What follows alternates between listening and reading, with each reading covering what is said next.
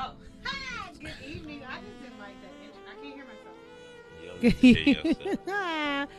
Good evening, everyone out there in. This is too slow for me. Like it's not. I like it. I don't want to get in no mood. Detroit out here trying to get in the mood. I like it. Anyway, you guys are tuning in to Love Amplify. It's your girl Akila Trinae, and today is May Memorial Weekend. 26, I think. 26, 27, 28. I don't know, one of them days. Don't quote me. It's me in Detroit today in the building. Love Amplified is intellectual stimulation for your mind, your body, and your soul. It's now time to increase the intensity and dive deeper into meaningful dialogue regarding the love experience. We need you all to join us on social media. If you would like to follow us on Instagram, go to @the_Love_Amplified Podcast. On Facebook, The Love Amplified Podcast. On Twitter, @AmplifyThe. And if you want to email us, maybe you have a topic that you would like us to address. Maybe you want to be a guest on the show. You can email us at theloveamplifiedpodcast@gmail.com. And I'm going to kick it back to Detroit, who is working the board and feeling away and playing this, whatever this is, y'all. So, Detroit. I can't think of the sample at the moment, but you're not going to tell me this will make you just... No, it doesn't. Feel all up in there. It makes me want to go to sleep. Is that a bad thing? Well, look, if you don't want to go to sleep and you want to join us and do the... the all heavy breathing and stuff like.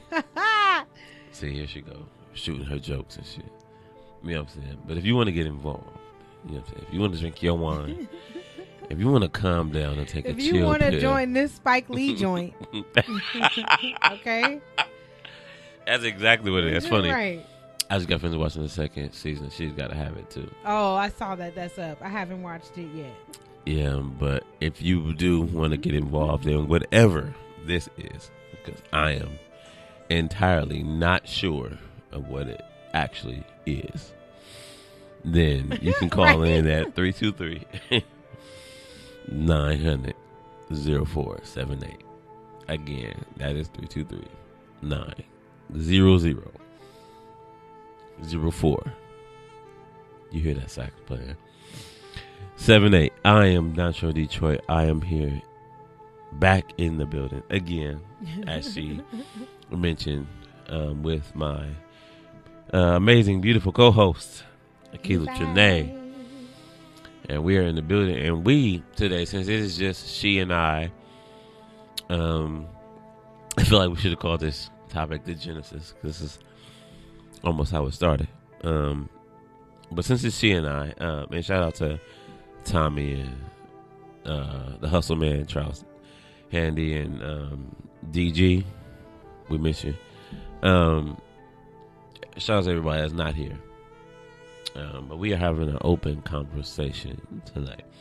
So if it's something that you want to talk about, something that you want us to be involved in, a question that you have, a troubling issue that you can't go to others, but you can definitely come to us for, then that is exactly what Detroit be going. Let me tell y'all, he be going off and doing his own thing. Like, what you talking about? That's better. That's a little better. Yeah, so judgmental. I would, you know what? That was my. What you say if you got a troubling question? That was my full if own you Kevin. After listening to this intro, please call in. You know what? And tell us all about it. I now get it. Like I now understand the method behind the madness. I used to wonder, like, why is Kevin Nash playing this song? But it takes you somewhere. You know what I'm saying? Like, you have no choice but to set the mood with when stuff like that is playing. You know, when this is going on, however, something like this, it just puts you in a way different kind of mood. You know what I'm saying? You can be sexy. You can be compassionate. You know what I'm saying? You can be quiet and just listen. I mean, you can get to be whatever you want to be. But nonetheless, we are back here in effect. And it's good to be here. So I'm going to give us ourselves. Right. A round of applause. We need those A round of applause. extra sound effects and things in the background. So, Detroit, what are we talking about today? In our open conversation, what are we starting with? We're starting with a conversation that we were just having. Okay. All right, because you need to answer my question that I asked. As if you really asked one. I did ask a question. So I was having a conversation with someone, and they were basically responding to one of the posts that we had in regards to settling, being submissive, a woman being submissive to a man. Oh, that question. And so Detroit was explaining was I? The difference between being submissive as a woman and being submissive sexually. So I will allow you to continue, Detroit. Well, hold on. First and foremost, before I even dig deep into this, have you ever been submissive to anybody? Have I ever? Yes. I am going to wait until your definitions come, and then I will tell you. No. You can give me an answer now, and then based on my definition, tell me right or wrong later. Apparently, I'm not being submissive to you right now. You're not. So. You're not. And I already have my. Right. That might be your answer. I have my opinions already. You know what I'm saying? Yeah, I don't really see it but anyway. I am difficult. You know what I mean? We know that. We've been dealing. Anybody that's been following us knows that. Really? You think people been making like strong opinions about me like that? Oh, they know. Like, dang, he makes so much sense. Why she just can't chill? Oh, that's your peanut gallery. Why I gotta be all that? Anywho, so we're talking in this open conversation.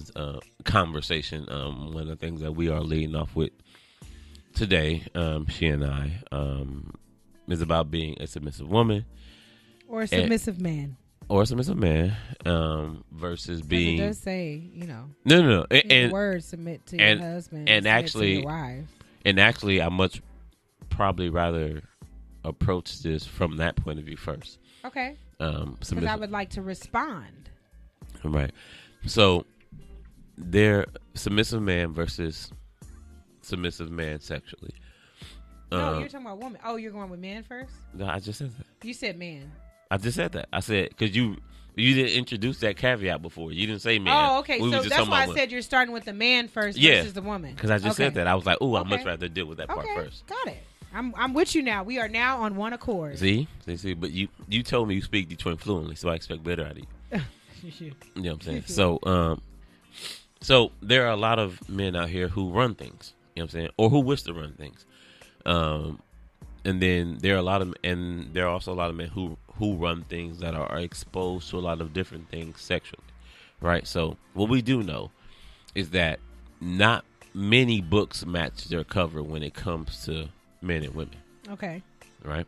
So there's the guy that drives the all black car, nice rims, good job, CEO, suit and tie, CEO, authoritative, and then when we get in the bedroom, can't get right to a certain extent.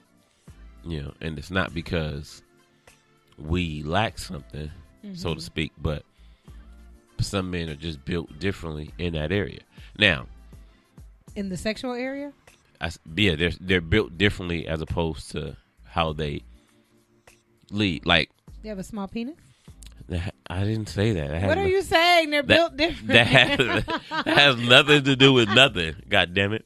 A small penis and built differently from being a CEO has nothing to do with anything.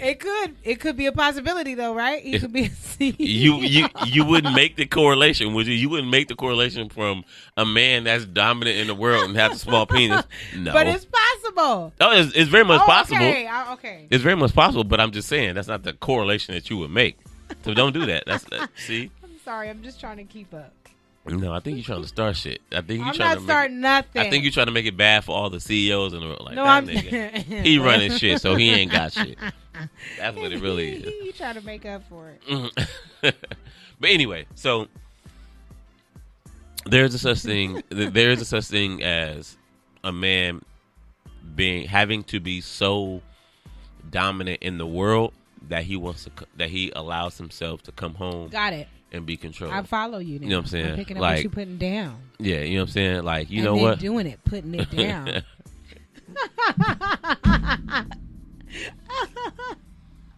I don't know what she didn't have to drink before she came in here.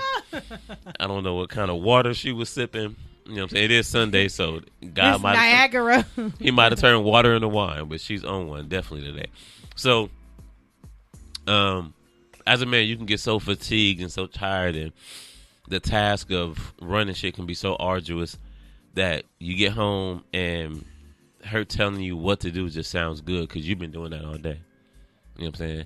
And there are many men like that. Okay. And matter of fact, there are many men that juxtapose that on the opposite end as well, that don't know how to lead, that are not combative when it comes to other men. But in the presence of a woman, especially sexually, they know exactly what they want, how they want, and it works perfect for you, but you never see it coming. You know what I'm saying? Mm-hmm. Last week, I think it was you, but I'm not sure. So I'm not gonna say that about you. Okay. But last week, I feel like it was you. But I feel like you said you ran into the antithesis, or you know the opposite of what was you talking about last week?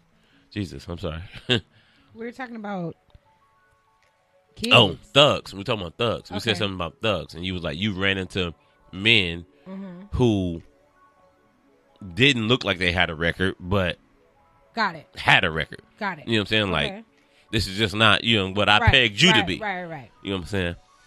And so, just as it works that way, it definitely works the opposite way. So, I know for a fact that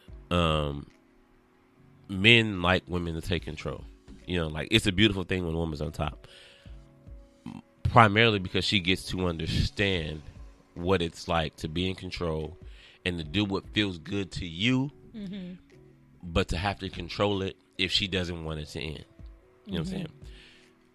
Being on top, the man, yeah, yeah. You know what I'm saying? So, what being on top, the two worst things for a woman that happens on top: either she becomes fatigued, or she controls it and she's going to come. You know what I'm saying? Her being the worst thing to happen. The coming part is not the worst thing, but providing she wants it to go longer. You know what I'm saying? You know what I'm saying? Because I also for the man. Yeah. Well, I'm saying because I've also been in conversations on Instagram where the woman is like, y'all just be taking too damn long. You know what I'm saying? Like, it don't take all of that. Like, we 30, you know what I'm saying? Like, and y'all be trying to do all the X, Y, and Z, get in, get out. Right. And he's like, well, I'm trying to enjoy the situation. You know what I'm saying? I mean, you got to think. A man spends his whole 20s damn near trying not to come. He masters that shit at 30, and then she wants that shit to get out the way. He's like, no. You know what I'm saying? I spend time mastering this craft. And now you want to get this shit out the way? Oh, no. It's not going to happen like that. But nonetheless. So, as it pertains to being submissive, like, there are two types of being submissive. So, as I alluded to earlier with you, in the book and in the movie 50 Shades, the beginning, Anna, she was the character names and everything. Of course I do. Right down my alley. She was a submissive woman. You know what I'm saying? The dominant Meaning? part. Being dominated is what she liked. You know what I'm saying? That was crazy. I was watching a movie. But earlier. you're not talking about sexual, so you're saying in general. No, so just, that means as like a man. So as a woman. Taking her out, paying, leading. So just having. Having a presence. Having. Command. Correct. So having direction, having emphasis, speaking with conviction. Knowing what he wants. Without a shadow of a doubt. It is what it is, right. Or it ain't what it ain't. Okay. You know what I'm saying? She liked it. She needed it. It was built for her. Okay, so in that moment, right? Correct. Can I just make a comment? Yes. Because this is what I was talking to the individual that I was having a conversation with, and I was saying that there's kind of like that yin and yang type of thing, the masculine and the feminine. If we just speak of it, if just energy, so it doesn't necessarily have to be like a man and a woman, right? And so in that instance, if the man is commanding that presence of like the masculine energy, right? Then naturally it's easy for a woman to fall in to that feminine energy. It is. It's more natural. It's supposed to be. Correct. No. But if Now we talking about you. No, we're not. You saying? No. It would be natural. It would be natural. I'm just playing Absolutely. with you. I'm just playing with you. And that's why I want to. That's why I want to use myself as an example, because what happens is, now if you go against that, now there's some people where it may come and it's like, oh, I'm not comfortable with this, and I still want to be in control, or I still want to be on top, or whatever it is as the woman, not on top sexually, but just they still want to be able to be in control in this realm of what's happening, whatever it is, and what's going on. Maybe because they've been independent for so long, and being submissive may make them feel vulnerable or needy, or but more so just vulnerable to be used, you get what I'm saying, or taken advantage of.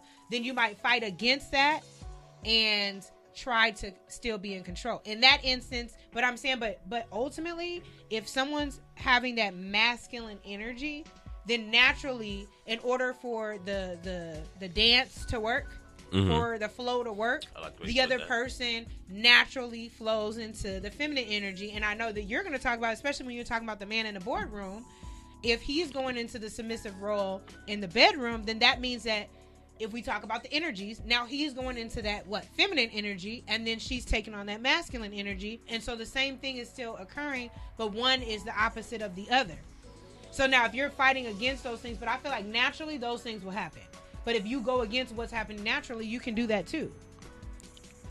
Correct. That's all I'm saying. Just to that one point there, because you mentioned the distinction between the two. And I just wanted to put that little marker in there, because I feel like for a lot of women, you know what I mean, who want that, what you were just describing as that masculine presence, that submission just comes. It's not that women don't want to be submissive. I don't believe that. As she submits the conversation. So here's the problem, especially black women, because that's really what I ended up going into. But that's for our next. And part. we will touch on black women about being submissive. So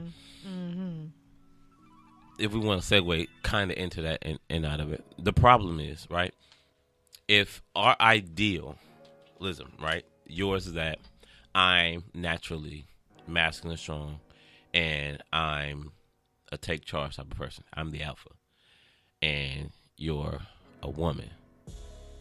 Period. You know what I'm saying? And that comes along with being submissive, and I have to make you be. But can I be alpha while you're being alpha?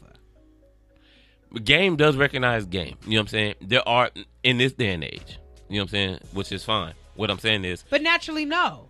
Naturally, what I'm saying is, okay, there's a level of, you know what, like, this is too much. You know what I'm saying? Like, there's nothing wrong with as you said last week to Tommy, be careful what you ask for. Correct? Right. Because I don't think Tommy is not an alpha male. You can tell by his pettiness that he is. You know what I'm saying? He definitely has it in him. But what presides in him the most is a sweet and genuine dude, which can easily be mistaken for a soft individual. Right. Until you push him too far. Now you're walking too far. But with him, with the pettiness, that's the negative of it. That's what you don't want to get, right? Because you've been nice and kind and caring and, all of those things. And then you were pushed to that. Right. Yeah. So case in point. So now that's the other side of the alpha male. That's a CEO. That's owns his own. That's doing good for himself. That comes home. That then maybe wants you to submit, but doesn't expect you to submit. But then it's taken too far. So now there's no middle ground for him.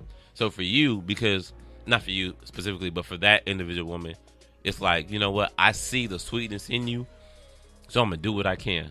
You know what I'm saying? And because he is a sweet individual, he's going to go as far as he can. Now, the only problem is there's no middle ground there. So he goes from as sweet as I can to directly being emasculated. And once he feels that way, now his back's up in the wall and you get the worst of him. You know what I'm saying? Because you need it, because some black women, most black women. Ooh, he came at me, y'all. Most black women, especially you, needed to look, need that masculinity to look and feel a certain way. You know what I'm saying? Not true. Not true, but true. You know what I'm saying? You said especially me. I'm just people know not true. Okay, well, maybe not directly. Of course, I expect you to deny, and categorically again deny. Exactly. Men like the men. Lie, lie, and let the lie fly. All right, okay, I'll take that. So, but nonetheless, once if I'm a man, I expect you to submit. All right, but you being a woman, you expect me to take it. That's a conflict of interest. You know what I'm saying? Because so now, and here's where things get convoluted a whole bunch. Was like, I said no. Well, you didn't really mean it. That's my thought as an alpha male. Because now I have to the woman. Okay. You know what I'm saying? Push past that point. Right. You know what I'm saying? And then now you in court, and she's like, I said no. You know what I'm saying? His mind's like, well, she always say no. You know what I'm saying? You know what I'm saying? Until she says yes. Right. How am I supposed to know this is any different? Just like I told you before, I'm like, there's no difference between how a man approaches you except for how you interpret him, whether you want it or not. The same exact man could say the same exact things, this is impending true. How you interpret him. Yeah, this is you true. want it or not. The finest man in the world come up to you, Idris Elba, or whatever it is for you, Paul Walker, whatever it is, come up to you. He could holler at you, hey, baby. Out the car. Right. You know what I'm saying? Hey. He could say, mama. He could say whatever he wants to you. And it's like, me, you know what I'm saying? You know what I'm saying? And me. Yeah, and you good. You know what I'm saying? But somebody, conversely, not him. A booger wolf. You know what I'm saying? And he said it, and it's like, what the WTF? You know what I'm saying? The same battle we fight. Don't be sliding in my DMs. Hey. You know what I'm saying? So, Anna, who was a submissive woman in the beginning, who had no backbone, kind of along for the ride. You know what I'm saying? Like, She was moldable. Very moldable. Very much moldable. Right? And then in the middle of the book, or in the second movie, she's figuring out that, you know, like, I like this and I don't like this. You know what I'm saying? Like, what she recognizes, which most women don't, eventually, is that for as far out as he is, he treats me better than anybody else. Right. You know what I'm saying? There's a give and a take. There's a benefit. Right. And so just with that point, I believe, so this is to kind of go to the conversation and jumping back and forth, right? Because I've heard a lot of black men say, you know, that black women are not kind and they're not sweet. And, you know, they're like mean and got attitudes and all that other stuff. And that most of the time, in order to get a kind or sweet woman or to get better treatment, you would have to talk to someone outside of the African American woman community, right?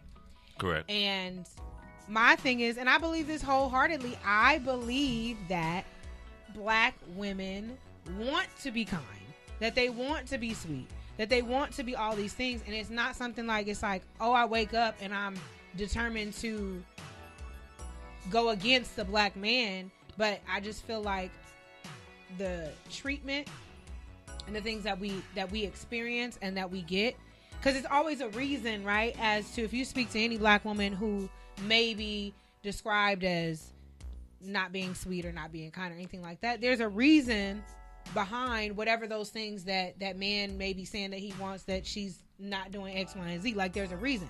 So if, going back to Anna and her situation, if the woman is getting and receiving like this amazing treatment and just admiration, really, because I don't really feel like black women are really adored by black men. That's just my opinion. I will say, I feel like other women get more of the admiration, and you look at it as a black woman and you're like, but we're the most loyal. We sticking with y'all. Like, why? We need to go to the white man and the Asian man and the rest of the y'all the sticking with us. Yeah, y'all black. No, but that's what I'm saying. Like, but we'll have the most loyalty, whereas black men will be like, I just see women.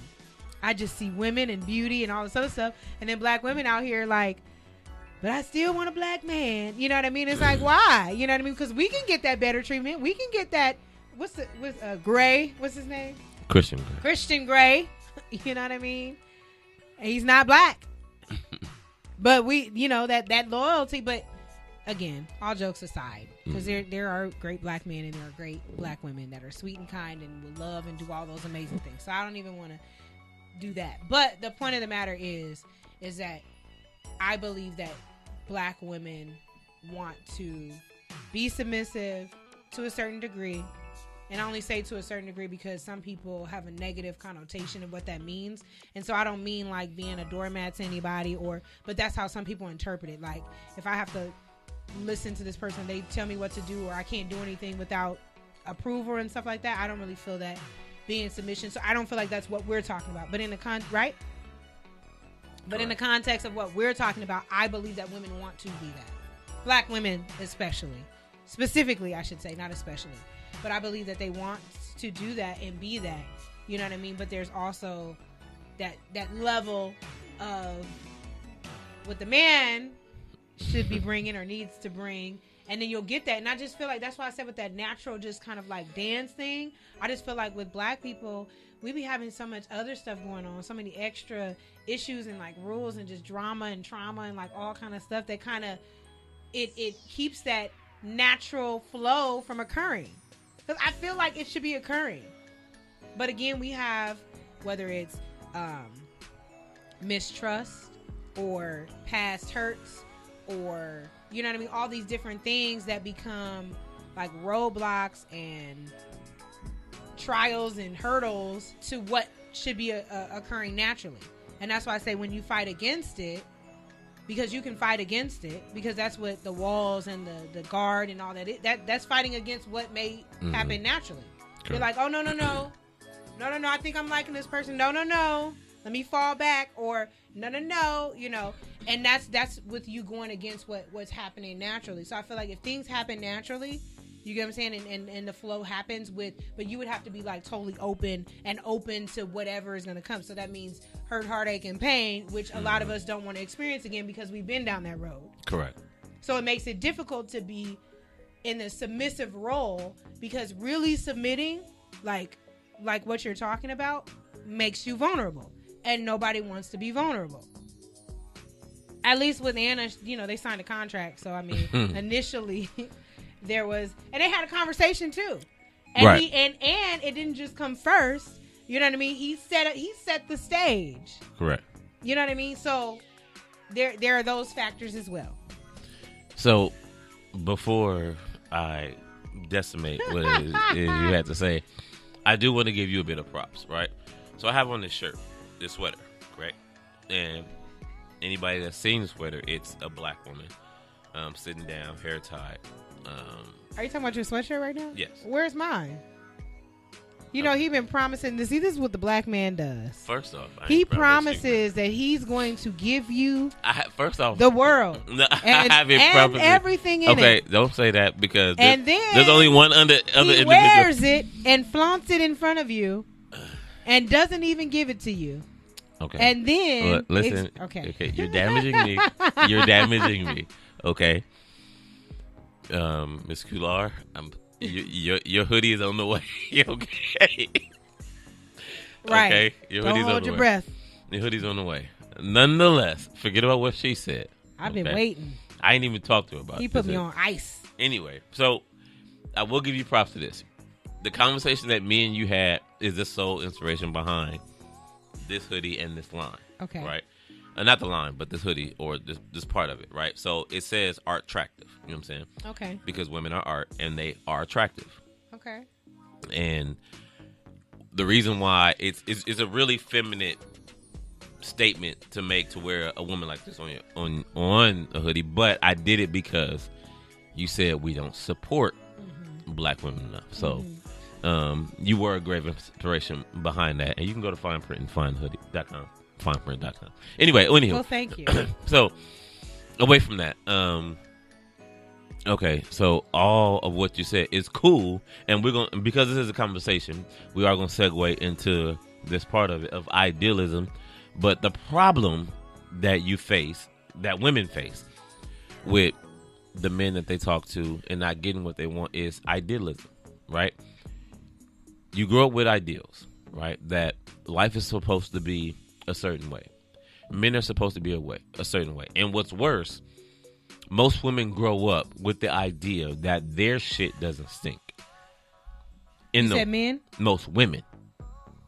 You know what I'm saying? You said men? No, most women. I know what you're doing, but most women, you know what I'm saying? More times than not, there's a man or a woman somewhere down the line telling a man, that son, that nephew, that uncle, that, you know what, get your shit together. This ain't right. That shit stinks. It could take a very long time for that to come across to a woman. You know what I'm saying? For a mother or an auntie to tell that to a daughter or a niece or just a female friend. Because that's not really the way of life for you guys. So when a guy doesn't oblige, 9 times out of 10 is because he doesn't feel what he's not getting what he needs in return based on your idealism. So you may be doing something and you may want something in return. And first and foremost, the bigger issue is that women expect things from a gene pool that doesn't exist. I think the primary thing between men and women is most women know the monster that they're dealing with. Most men don't. You know what I'm saying? Most men believe the majority of women are who they say they are. And then they show another side. Most men show who they are. They may lie about it, but they're showing it. You know what I'm saying? They got tons of women. They've always been popular. But how are women not showing who they are? Oh, because you guys are like cats. You know what I'm saying? Like, it's, you know what I'm saying? Like, your dirt is so underneath and so hidden. It's just like, you find out by way of experience, not because you've seen it. You know what I'm saying? A guy will walk in, and every day you see this guy, every day you see this guy, he has a different woman. You know what I'm saying? Or he has plenty of women, and then he says something to you, and you're like, dang, he cares. You know what I'm saying? Or he says something to me, and then thus, because he's popular amongst a bunch of other women, the fact that he's paying you any attention, you feel like you're different. So then you're going to be like, you know what? I can make him like me. I can turn him into something different. You know, I can be the one. I don't operate in that mind frame. You don't. Maybe you don't. You know what I'm saying? But I know for a fact, because women have said, they agree to this. You know what? I thought I could change him. Well, I mean, okay. You get what I'm saying? But so, whatever. You know what I'm saying? But they feel like, you know what? They make themselves the exception to the rule. Mm-hmm. And then, once it's all said and done, they're like, you know what? I knew it from the jump. You know what I'm saying? I saw it. You know what I'm saying? All the signs were there. Mm-hmm. I should have believed who he told me he was. As opposed to a man, you know what I'm saying? If he really thinks you're batshit crazy, he won't deal with you. If he really sees you're something that he won't deal with unless it's circumstantially dire, like he needs, you know what I'm saying, you his last resort for whatever it is he really, really needs, he's not going to deal with you. You know what I'm saying? So when he sees unjust action from you, he's really like, damn, like I really had no clue that was coming from you. Like I didn't expect that. You know what I'm saying? Not that he won't deal with a bad monster, but he'll know how to deal with that monster. Like, you know, oh, I know she got a lot of niggas, so I'm only going to deal with her on a certain level. You know what I'm saying? Like, I'm only going to get so involved. You know what I'm saying? But when he really falls deep, it's because you really had him fooled. Women, on the other hand, mm-hmm. You know what I'm saying, will get involved with a man that they know they ain't got no business dealing with. Nonetheless, mm-hmm. he's that bad boy or whatever image that fits in her head. You know what I'm mm-hmm. saying? As the ideal masculine type man. You know what I'm saying? And then from there, it's like, you know what? I knew I shouldn't deal with you because there were enough signs. You know what I'm saying? Okay. So, but again, so been there, done that. Right. So in this conversation, in segueing into being ideal, from being submissive, because a lot of women will be submissive to bad boys, quote unquote, that renegade and whatnot. They fit the narrative of what you feel is to be a man. Okay. You know what I'm saying? And then but a lot of times I tell women this often, you know, like what you like has consequences to it.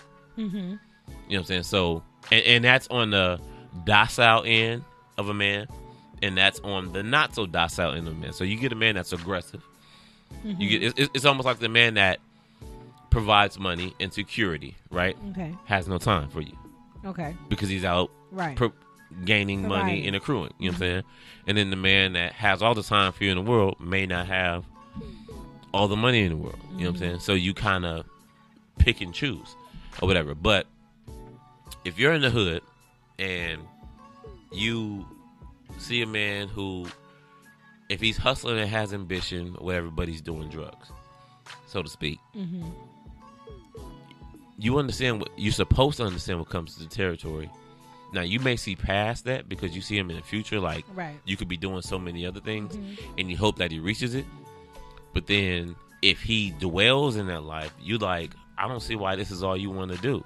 Right. And you're like, I mean, this is like the kind of like the Tasha and Power, situation. Like, you know what I'm saying? Like, you the best damn drug dealer. Like, no, you know what I'm saying? I now, for her, she's actually literally saying it how she should. You know what I'm saying? Right. She just wasn't actually hearing what he was saying, as opposed to. It didn't matter. We're not even going to get off into a power tangent, but it didn't matter what she thought or felt or saw or whatever. He was interested in Angela. No. But it did. Okay, see, herein lies the problem. See, and so herein lies, you specifically have illustrated the exact problem. All right? He was torn between her. Now, had he always cared? Why should there be a tear? What I'm saying is, had he always cared? Yeah, because he never had closure. Cool. Exactly. But prior to meeting her, Tasha's response was the icing on the cake. No. It made it easier. No. He would have stayed with her. We're not going to go on a power tangent. The whole point is, I'm telling you who I am, and you're seeing what you want to see. That has nothing to do with me. And a lot of times, everything dealing with from a man to a woman has nothing to do with us. Case in point, at church today, last week, I brought up a church member. Like, I asked the other church member, hey, how's he doing? This week, he was in church today.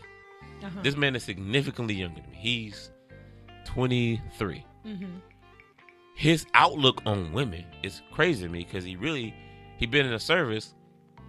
He went to the service as soon as he turned 18. Okay. Right? So he ain't really been dating that long. You know what I'm saying? And he asked me, he said, why don't women make any sense? And I'm like, from what standpoint? I said, because you'll never really understand them. And he was like, that doesn't make any sense to me either. But I thought, he was like, I'm thinking we're all people. You know, we're having a conversation and she's talking about stuff that has nothing to do with me. He was like, and I'm trying to focus on one central topic and she's just going off. He said, and I find myself arguing about stuff that don't matter. I said, unfortunately, that happened with the best woman out there. The most logical woman. That happens with. And we feel that way. Now. But it's not us, it's y'all.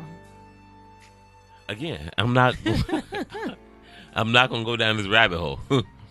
With you per se. But it's idealism. You know what I'm saying? Like men do have idealism very young, but because we date so much, we figure it out very early. You know what? I'm glad you said that because I had this conversation with my best friend and we were talking about the fact of how men and women generally date different. You know what I mean?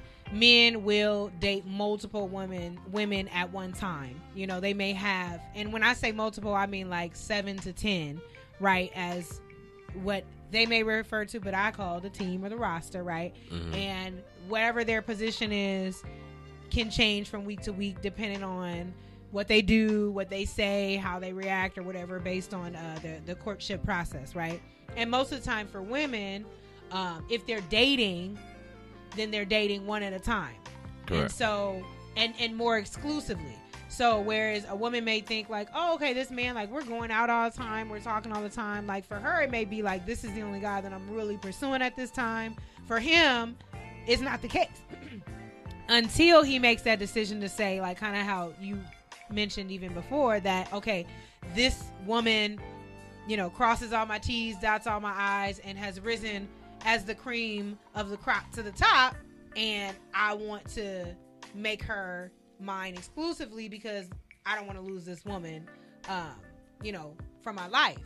And so with women, we sometimes can get, maybe we should date more like men in the sense of, because again, you do get more experience, you see more options, you know what I mean? You get to actually compare like, because you may think like, oh, this great treatment that I'm getting, like, oh, it's so amazing, and then you meet somebody else and you're like, oh, that wasn't great at all. Like, this is what it can be. You know what I mean? And then you're not basing that decision on one experience. You're, basing it on multiple. Whereas that's how you guys are functioning. You know what I mean? Like, okay, she's cool, and she's cool. No reason to drop them. Mm-hmm. You know what I mean?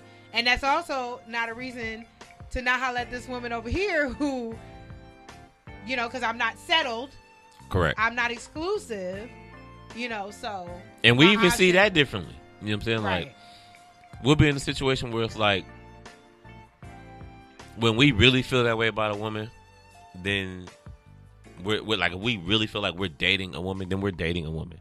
You know what I'm saying? Then we want to eat with that woman. We want to do everything under the sun with that woman. I've met plenty of women that could be dating a guy and interested solely in one guy, but will do so many other dinner dates with different guys, go shopping with different guys, have personal conversations, like, and have them, like, solely for that until the guy that they like wakes up, smells the coffee, and takes the mantle for all of it. Right. And I think a lot of times the bullshit that's called for men on women, where women don't understand, is when they find that out. You know what I'm saying? And women don't digest it the same because they feel like, I only really like you. I'm just waiting for you to step up to the plate on all these so many levels. Right. You know what I'm saying? Like, what the circumstances doesn't fit right now for you to be able to take me out to eat like that. So I go with such and such. You know what I'm saying? Right. Or your conversation isn't conducive to such and such. So I do it with X, Y, and Z. You know what I'm saying? But those are friends. Right. Nonetheless. But what's coming out of your mouth is, I only want to deal with you.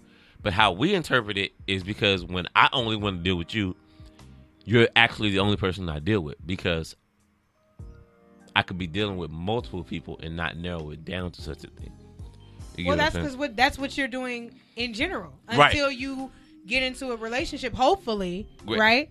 But that's why I said that is true. But women do it in general, but speak to it in a solo. Those are friends. Right. And then you're talking to one person. So if someone were to ask me, like, oh, are you talking to anybody else? They'd be like, no, I'm only talking to you. But that doesn't mean you don't go out because it's not the same. Right. But I will tell you, well, I'm talking to several other people, but you're my emphasis. Right. You get what I'm saying? Like, you know what I'm saying? Like, so whereas. No, you wouldn't tell me that because I've never heard that before.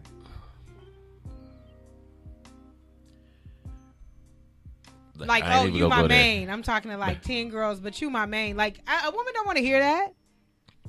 So my friend Tracy Hollenquist says, I also believe people, men and women, in the black community are all messed up, and the whole outlook on what we are supposed to be for each other is all messed up.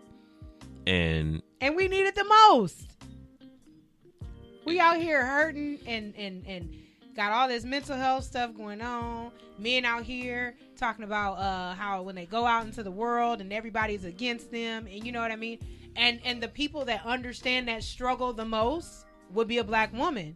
But because you've gone out there and you got beaten up by the world, when you come back home into your house, you know what I mean? You're now, I guess, the ruler of your home, right? You get to be the king of your castle. Supposed to be. But listen, in the sense of, I've got beaten down here, I want to come home and be that person in control and be in charge, where I don't have to listen to this person and that person.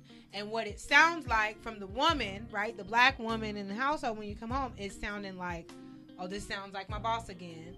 This sounds like the world again. This sounds like, getting beat up again. And it's like, okay, I don't want that. I want to go somewhere else.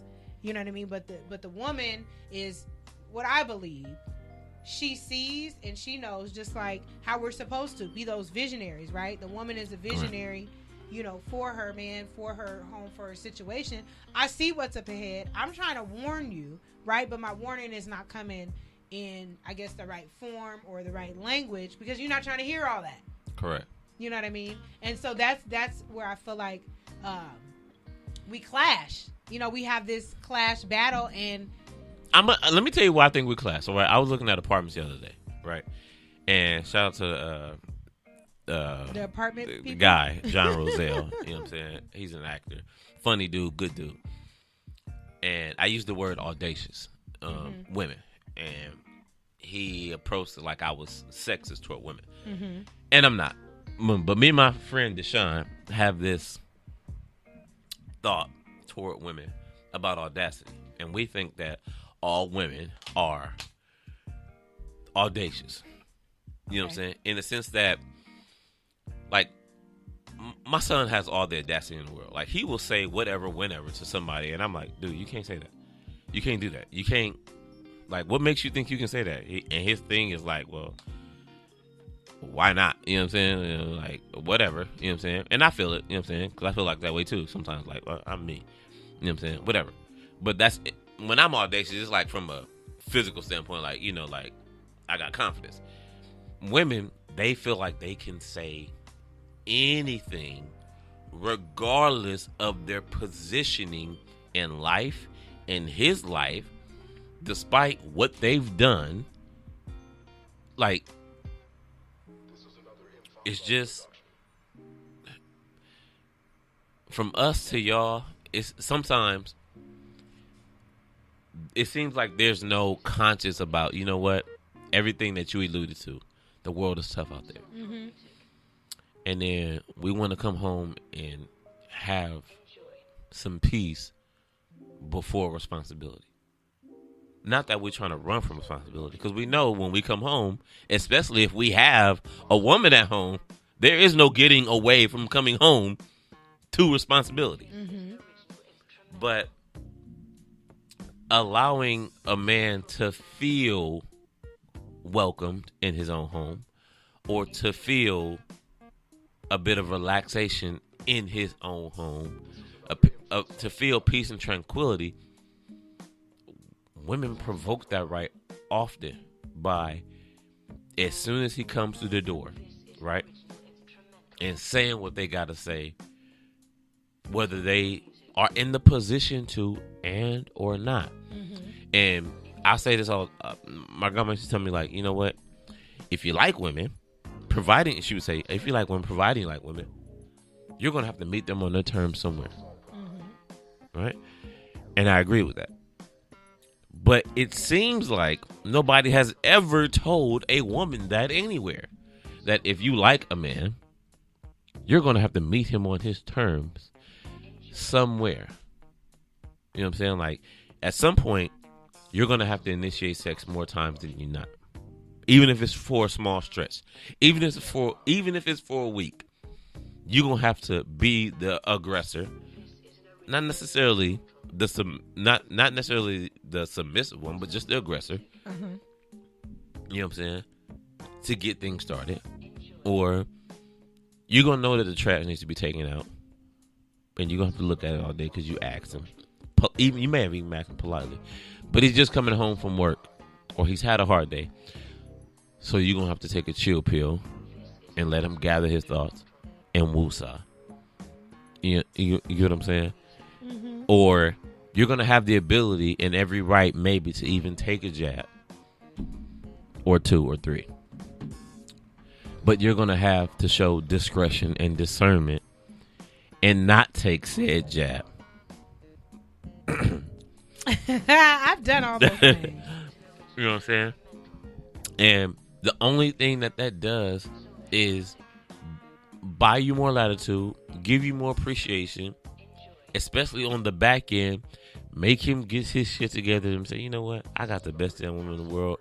So yes, we can travel. You know what I'm saying? Yes, we can do Disneyland or whatever. The bigger things on the back end, because on the smaller things on the day to day, she gives me peace and serenity for it. That's really what you're working for. We care more about the smaller things on a day-to-day basis, as you guys really, really desire and appreciate the bigger things on the back end.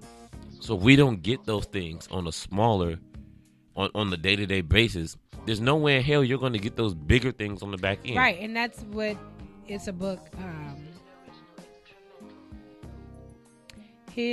now I'm forgetting the title of the book. It's a really good book, but it talks about that because that ends up being the cycle, right? Correct. He's not giving me what I want. She's not giving me what I need, whatever. And then it becomes like this cycle of just going around until somebody does the thing that the other person needs without getting the other thing in return, just because you know that they need it. Correct. So it's yeah, I forgot the title of the book. It's a really good book though. Sorry people, I'm blanking on the title. Like, it's like his his needs, her wants, something like that. So along with saying true, Donnie, Tracy says, and the problem is most of us have seen love between a man and a woman, but all we've seen is a mess, which is true. You know what I'm saying? Mm-hmm. A long time ago, you know what I'm saying, I said, look, you know what? We post man and woman at the altar. We don't show anything goes between that. To it, yeah. You know what I'm saying? Or the 50 when they say we've been married for 50 years. Right after, yeah. After it. You know, I've had a few different conversations. One with BZ, so shout out to BZ. I know he's probably not listening right now, but if you ever see this, I gave a shout out to you. And we were just talking about like how I just know specifically as women, most of the time, like when you are in the courtship phase or you've met somebody and, you know, you go and tell, whether it's your homegirls or you tell your mom, you know, but most of the time it's like mom and aunties, right? They, you know, ask all the questions like, does he have this? Does he have that? Does he have whatever? So it's kind of like a checklist down of making sure that he is qualified. Thank you, for the position. But one of the things that we're not really taught, you know, is how to deal with people in their imperfections. You know what I mean? And with their shortcomings, and we're not taught how to deal with, how to respond, how to any of those things, right? So we know that people are flawed, right? And we know that we're not perfect beings. But if you go into the situation, you're like, oh yeah, he got, you know, have all of these things, and he may have all of those things, but when the ass hit the van, right? When those things happen, and it's like, okay, now what? Because I haven't been prepared, which goes to the same thing, right? I've seen my parents happy, and then I've seen them mad at each other, and then I've seen them happy again, but I didn't see the conflict resolution. I didn't see how they came to a resolve. You get what I mean? So you know that you can get to this point, right? Like you said, you know that you can get to the altar. Mm-hmm. You just don't know how, because that was always my thing. Like, I want the tools. Like, that was the scariest thing to me in the world. Like, I want the tools. I want to be prepared, because having the wedding and doing all that stuff, that's the easy part. You know what I mean? But it's like, but no. Where are the tools? Give me the tools. And everybody just wants to give you the cliche stuff. Mm-hmm. You know what I mean? Because at the same time, people are like, oh, well, I don't want to scare you, or I don't want to tell my business, or whatever, until the funk hits the fan, and now you in that position, and now like all the stories and everything come out, and you be like, what? Mm-hmm. Well, how come you didn't tell me that before? Well, damn. You know what I mean? Like people need to hear it. People need to know, but we're always so hush-hush and secretive, as if somebody knowing your business really is going to change, you know what I mean, the situation and or make much of a difference. I think it's just, we don't want to be put out there. We don't want to be embarrassed. We don't want to be vulnerable. And I'm not saying go blast it like how the internet is. Mm-hmm. I'm not saying that. But I'm saying if there are people who are close to you who may be currently walking or have walked down that path that you're currently going down, and they don't say anything to you, I believe like you're doing a disservice to that person. It's not about your personal business and all of that. It's just about, look, I see where you're going. I see that maybe you don't have it all together here, or you may, but I just want to give you this tidbit of information just so, you know, maybe it's a nugget that you can hold on to for later. Mm-hmm. You know, a warning, so that you don't fall into the same, you know what I mean, trap that I have. Because I mentioned to the person I was having the conversation with, in the same way, like when you drive a certain car, you start noticing, right, all those different cars on the road, and you're like, man, I've never seen this many of this car. Well, now my eyes are open to it, and I'm aware, and this is my current position, right? No different than going through a divorce. It's like, correct. Well, dang, is everybody divorced? Like, because now I'm hearing all the stories, and all, you know, and it's just like, wow, like, you know, no different than when getting married, everybody, you know.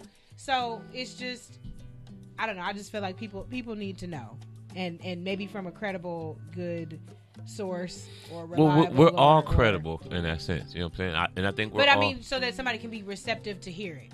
True. So obviously, depending on where you come from, is going to determine the perception of how receptive you are to hear. But I think we're all credible. I think. And to that same end, the aunties and the mamas to sit down with the younger women and have those conversations about, like, because I'm sure they knew maybe some of their shortcomings or missteps that they can say, like, hey, this is where I kind of made some mistakes and where I see, like, it was a long time ago, and I probably shared this before, where it was like kind of the women of the family, and I forget what the occasion was. We were kind of together, and I remember just kind of being at a table and everybody sitting down and they're kind of talking about, like, oh, and this is what you're supposed to do, like, oh yeah, you know, you go and like etiquette for like family events and things, like if you're bringing your significant other with you and like going to fix this plate or serving them out of a not serving from plastic or whatever, like serving them on china or you know, real glasses and plates and things and silverware and all the other stuff. And it was just funny because I was like, this is the first time I'm hearing all this stuff. Like, where did these rules come from? And even if, you know, you're not controlled or ruled by, you know, rules in a sense, but it's just the idea of the older generation or whatever, the elders, you know what I mean, sitting down with the younger people, because how is that information supposed to be passed down if nobody shares it? Correct. Nobody's saying anything. You know what I mean? So you can't, as maybe the woman who's been married 50 years, correct, you know, and a successful marriage, if that information is not being shared to her daughters and her daughters' daughters and going on, then no, you're not going to know. And every woman and every man is different, but still, just that art form, right, is lost because it's not being, and likewise from the men, from the older elder men to the younger men. Because if you look at the caliber and quality of men in 2019, you get what I'm saying? You don't have a whole heap, a lot of them, like out here just dominating as they did years ago. You have more women dominating. You get what I'm saying? So if a woman is looking for that CEO that you were talking about in the very beginning, she might not find it. Well, she ain't gonna find him as a black man. So black women, go look for the white CEO and the Asian CEO and the Mediterranean CEO. You know what's funny? And the Hispanic CEO and the Moroccan CEO. I'm just the more I hang around the profession of teachers, there are a lot of black men with masters that have good heads on their shoulders that are looking for decent women. But you know what? The thing about education is, and I know some that are single, but oftentimes once you get into kind of education as a man, you get swooped up real fast. The point is, like men in education, but they're dating black women though. Well, that's great. That's amazing, as they should.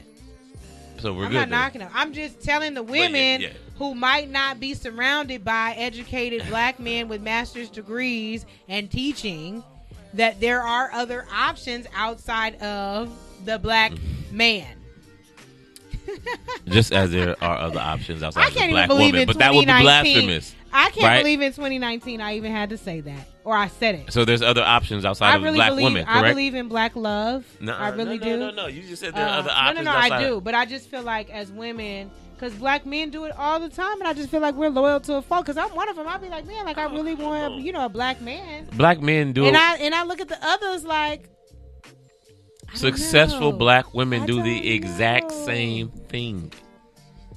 They do what? Date white men. So that's because the man. So if we're talking about them and loves on them. So what do you think the successful black torn away? Because their loyalty. What do you think? So time out. What do you think that white woman is doing? What? No. The man, he wasn't loyal. These men ain't loyal. These women ain't loyal. We know they're the disloyalists.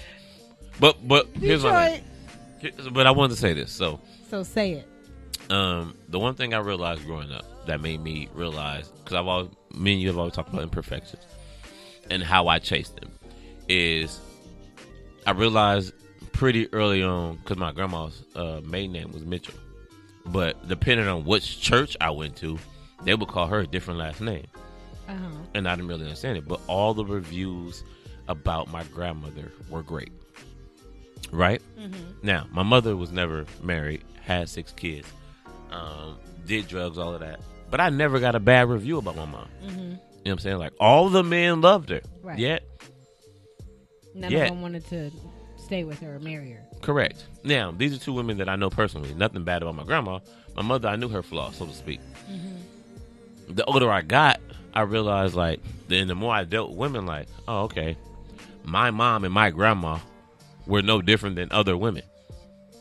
You get what I'm saying? So these are beautiful people, but nonetheless, men couldn't connect with them for whatever reason. Like, as beautiful as I saw them, and as perfect as they were to me, they had imperfections that allowed some men not to be with them that they didn't know. And for the few men that I was able to talk to, what I knew about these women, they didn't know and they couldn't deal with. They only knew the good things about them. So of course they raved about them, but when it came down to their imperfections or things that these men really need to know, they found out so later in life. It was like, you know what? You know what I'm saying? We couldn't deal with it. And it's like, dang, like if I could, if they could have only got that part out the way in the long run. You know what I'm saying? It's almost like when we say, look, have sex in the beginning. That way you know if he really want to be with you. You know if she really likes you.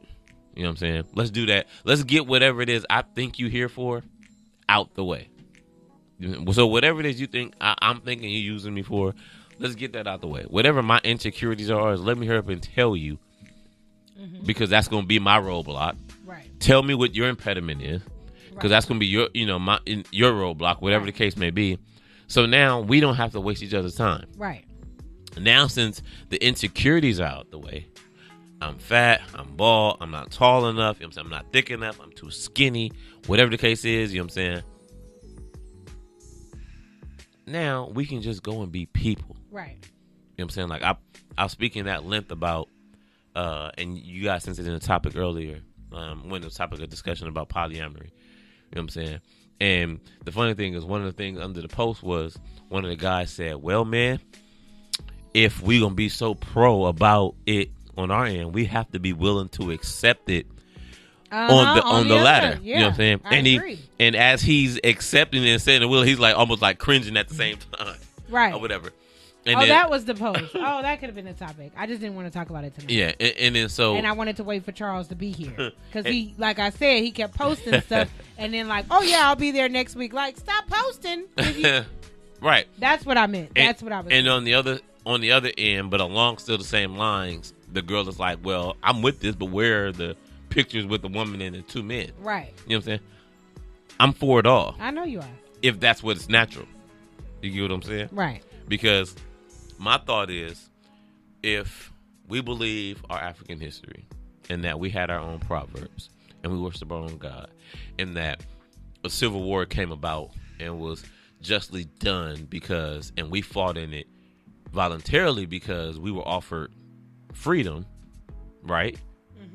Through the eyes of God of all men being equal, then that means that our religion was given to us. So if our religion was given to them, that's not naturally how we worshiped. And they went and saw us with multiple wives and came back and said, you know what? We're not going to do it like that. We're going to do it like this. Is this natural? Is it? I tell you what is natural. How I deal with you. Like, can you enter in I'll tell you what's natural. One at a time. That's easier. It's natural. It's natural. It's made for one at a time. So that's your answer. What's it made for one at a time? The vagina. So what about the ass? What about the mouth? One at a time. Right, so you can have one in the ass, one in the mouth, and one in the vagina. That's one of each. Do you want that? That is one of each. Do you want something in your mouth and your butthole at the same time? Are we talking about tongues? Look, But so the point is, you know what I'm saying? Yeah. See, Detroit is funny. My point is, since I've met you, you've been combative. You know what I'm saying? You have refusing to concede. I'm not submitting to that. You refuse to submit. I'm not submitting to that. Nonetheless, it's natural. I don't think that's not natural. No. Oh, okay. What I'm saying is, I don't think you're combative with me. Oh, it's natural for me to be combative. Yeah, with me. You know what I'm saying? I think there's people that you just agree with. I'm not one of them. You know what I'm saying? My husband didn't think I agreed with him. Yeah, I just think that it's cool to be able to be mentally stimulated. I think we have a different now. So look, I think we have a different idea of what that means. But the older we get, I think it's easier to realize like she's just coming back, and that's how she does. Like that's her way of life. But I've also agreed with you several times. Yeah. Or he's just aggressive. Like you know what I mean? Later in life, just as I said. You know what I mean? Even in this conversation. Oh, it's correct. Like, okay, you know, that's true. I remember we argued up and down. I'm like, love is not no commitment. A choice. The choice. No, whatever. Yes. You know what I'm saying? It's a choice. And I'm like, you can't tell me no. But here later, I'm like, it is. It's a choice. And I mean, it's a commitment. Yeah. You know what I'm saying? But when you, to your point earlier, what we said before, when you wrong, you don't know you wrong. Right. You know what I'm saying? You just don't know. And you going hard in the vein of thinking that I'm right. Because guess what? That's what you're supposed to do. Right. You know what I'm saying? Right. I feel like you shouldn't, and we're coming to a close, but I really don't feel like, because for me, it would be fake of me. I feel it. I look at it being fake, right? Mm-hmm. If I'm like, you're saying all this stuff, and I'm like, yeah, you right. And then that's being inauthentic, right? And then you're looking at me like, well, yeah, she's agreeing with me. So to a certain extent, when it comes to the submissive parts, it's like you want that, and you want it to be genuine and authentic. Like you don't want it to be where this woman is doing all this stuff, but she doesn't want to. Correct. You know what I mean? And you get what I'm saying? Correct. So it's like the worst thing that's ever happened to me is breaking up with a woman and then having a conversation when she's like, well, I wasn't myself. And I'm like, well, who was I pleasing? That wasn't me.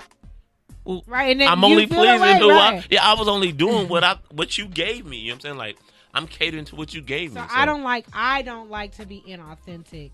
And that's one of the things that I'm working on now, just being more present. And I want to be more authentic so that I can be more comfortable in who I am and being okay with the fact of this is me. Take me or leave me. You know what I mean? But I think that men should also be mindful that there are women who are moldable. You know what I mean? Like Anna in 50 Shades of Grey. And that could be a better situation than somebody who's like dead set on certain things, because you might not get anything other than and I say what they bring. And I feel the same way for black women. You know what I'm saying? You guys have the ability to mold, and you guys have the utmost power. But but once it's unlocked, right? And the man has the key to unlock that. And if y'all realize that and just rise to the occasion, y'all would see so much of a difference. It's not only our job. It's not. But not. You're the man, right? And you're the woman, and you're going to take the lead. Yes, but I can take this charge and take the lead. I can mold you, and you cannot teach me anything. You get what I'm saying? So I can mold you into the woman that I want you to be for me. Right. And you cannot teach me the man that you need me to be for you. Right. You know what I'm saying? So it goes both ways. Craziest thing before we get out of here. The girl was like, I'm not saying anything else. Just so that we can. Craziest thing was girls like, I heard a girl say, oh my God, I hate perverts. You know what I'm saying? Like, and I'm like, just being devil's advocate, I'm like, you need men to be perverts. You need them to be. Now, you may need them to be a controlled pervert, but you need them because you need your allure to work or have some type of effectiveness. There's a waffle commercial out there where she's like, with her mom, she was like, she tries to win her over with like her cute, endearing looks, and she's like, am I not cute anymore? And that's how women feel. Like, you know, I want to use my level of cachet cuteness for this to work. What if you wearing a skirt or wearing something nice or your smile didn't work with anybody? You know what I'm saying? Now you Aisha Curry and don't feel like a woman. I stand with you, Aisha. They not gonna keep beating you down, girl. I understood exactly what you said, and Detroit didn't understand. Do what you need to do, girl. But my point is, you need us to feel that way about you. So thirsty that we have to have you, but you need us to be able to control it. Mm-hmm. You get what I'm saying? Self-control. You get what I'm saying? And nonetheless, you need that. We are necessary and evil as you guys are for us. But we can go on forever and never and never because we got that kind of stamina. You know, no pun intended. But this I'm gonna let that one go. Oh, maybe she ain't got it, but I got it. You know what I'm saying? But this who's out of breath right now? Like a man, I've been doing all the work. I'm on top. You dig? So this has been Love Amplified, and thank you, Tracy, who said, going out, she said, we do need to be understanding of each other and communicate before jumping into relationships. When we communicate before taking the next step, and we can get the idea if it is who we want to be with. And prior to that, she said her mom is German, dad is black and Creole. She loves all races, but, you know, she loves her black man. And essentially, we all have issues, and women do too. Thank you, Tracy. But it's, to me, there's nothing like being a human. You know what I'm saying? And as I've said over the past few weeks, be unapologetically you. You know what I'm saying? So somebody can love you for you. Don't be afraid of the imperfections. You know what I'm saying? Don't be afraid of the downfalls and the pitfalls. Don't be afraid to show who you are, because that is actually what sets you aside. You can go be a girl and be nobody different. You can go over money and be a man and be everybody that you was expected to be. But every secret that you have brings you closer. You know what I'm saying? It's important to give your deepest and darkest secrets to your deepest and truest love. That's the only way we can really tell each other truly apart. You know what I'm saying? It's not easy for me to go and say certain things to certain people because they're not for me in that aspect. You know what I'm saying? So if I can give that to you, then you special. I can sit down and have dinner with anybody. You know what I'm saying? I can have sex with a lot of people, but I can't be one with so many. You know what I'm saying? I can only be one with a few. I can only be comfortable with a few. You know what I'm saying? And I know that you, as a person and as a woman, as a man, you identify with that. So again, this is the open conversation that we've had today at Love Sessions. This is the Good News Radio Show and Love Amplified podcast. We count down, y'all. Count down to the day that my beautiful co-host is going to be leaving us, and it sucks, but I've enjoyed this today, this one-on-one that I've had with her. I know she'll never let me forget it. I know even when she's gone, she's going to call and bug me. But I do, and I will miss you, when that time comes. And fuck the Warriors. I hope that, I hope they don't win another game. But nonetheless, she's from East Oakland. That place, the 510 area code. So the good thing about it is that we losing one to Oakland, back to Oakland. That is definitely the good thing. But no, she's been a beautiful individual, and we won't put her in the grave just yet because she'll be back for plenty more days up until whatever that daunting day is. Still here. But she joined me. But thank you. So again, if you want to hear we have background music in here that you can't hear if you just listen in live. So again, you can listen live and come on and leave your chats at thegoodnewsradioshow.com. If we're streaming live on Facebook, as Tracy has been hitting me up, I'll read it that way too. Shout out to everybody. Keith, you the man. You can also download the app, goodnewsradiostation.com. Download the app and listen to the playback. And you can also listen to the other shows on the network and our previous episodes. Hey, it's a lot of good talent here, y'all. So, from Love Amplified and the Good News Radio Show, this is the beautiful Akila Trine. I am Dontrell Detroit. This is Love Amplified, and we are out. Yeah!